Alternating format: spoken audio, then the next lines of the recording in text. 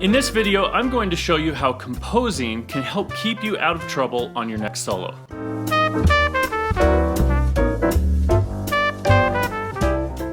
Hi, my name is Jason Klobnak and I'm a jazz trumpeter from Denver, Colorado that helps musicians find a better way to improvise. If you're looking for a quick jazz improv tip that will help your soloing, then you've come to the right place. Jazz composing can keep you out of trouble. Yeah, you heard me right. Jazz composing can keep you out of trouble on your next solo. How can composing keep you out of trouble?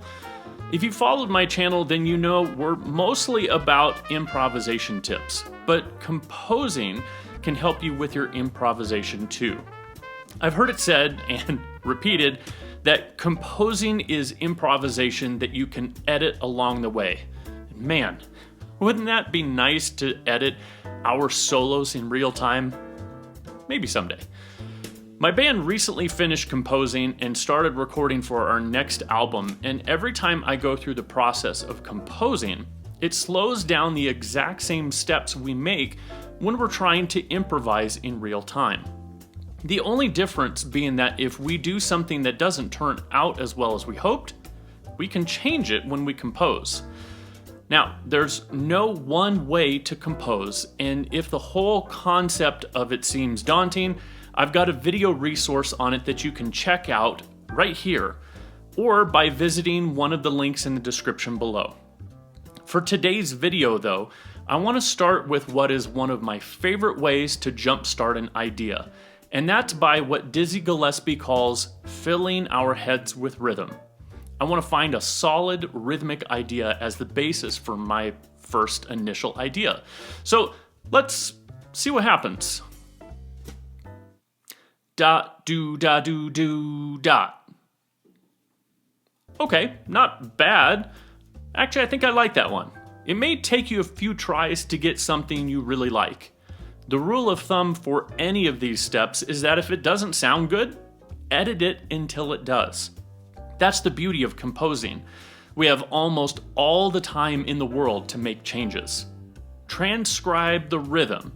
Then the next step is to attach notes to the rhythm. If you're truly writing from scratch, then find a melody that works. But if we're using this to help our improv out, then we need an existing progression to work with. That can help narrow down your note choices. This is where having a strong idea of targeting concepts really helps keep me out of trouble, or I could be spending more time finding the right notes. I knew what notes I was aiming for within the rhythmic figure, and it helped me come up with this idea, which I'll use as a launching point over the chord progression to If I Were a Bell. You may be wondering, but I don't know, is this really composing? It's a valid question. To turn this into composition, I would need to use this initial idea as my first phrase. We'll call it phrase A. Phrases are typically 2 or 4 bar phrases. Combine phrases inside of a larger section, like the A section, which in the case of this song is the first 8 bars. If phrase A is only 2 bars long, then I can come up with various combinations of other phrases to make up the A section. A good composer will find a way to make the next phrase, which would be phrase B, related in some way to the original. You could play the phrase verbatim and change the notes to fit the chords. That would be one option. The other option would be to play something complementary to what you just created. For this video, I decided to take a similar rhythm and play something complementary. And guess what? It looks something like this. Now, I can continue this process all the way through this song and write out an entire solo. That's definitely a good exercise too. That's the process of creating your own etude to play over the progression. And if it's really good, you now have a contrafact that you and your band could use on your next gig. But I don't want to compose everything in my solo. I just want to use it as a starting point and see where my creativity takes me.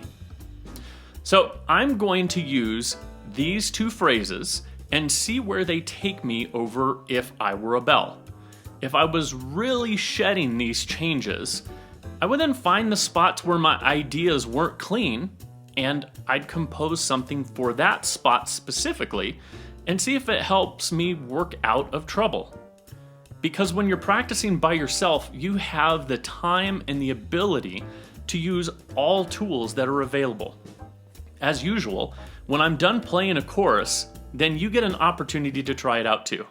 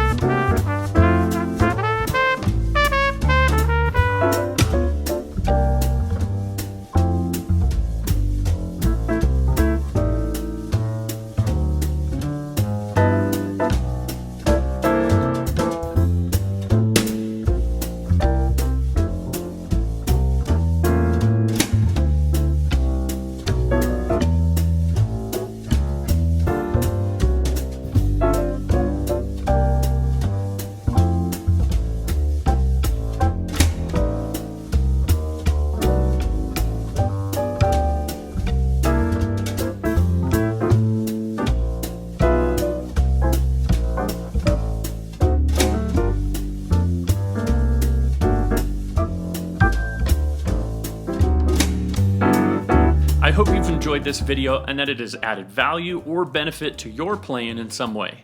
Be sure to hit that subscribe button and that bell that's right next to it that lets you know when another video comes out. And if you know any other musician that might find this useful, please feel free to share it with them too. Until then, my name is Jason Klobnak, and I'll see you on the next one.